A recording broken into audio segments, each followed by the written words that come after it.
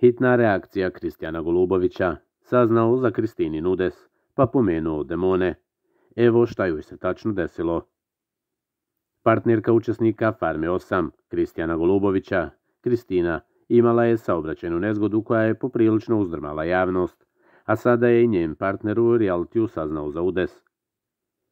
Iako se nezgoda dogodila pre nekoliko dana, informacija je tek danas dospela u javnost.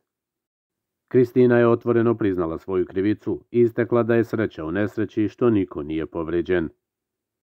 Šteta je velika, uništila sam sve, nisam videla čovjeka, samo sam skrenula u stub.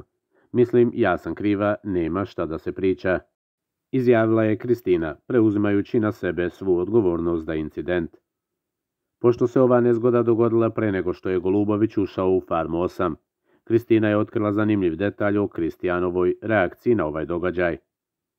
On mi je rekao da sam demonizovana, ispričala je Kristina kroz smeh, otkrivajući neobičan komentar svog partnera na situaciju. Ova neobična izjava sigurno će izazvati različite reakcije u javnosti, ali je svakako dodatno osvetlila ovu neobičnu situaciju.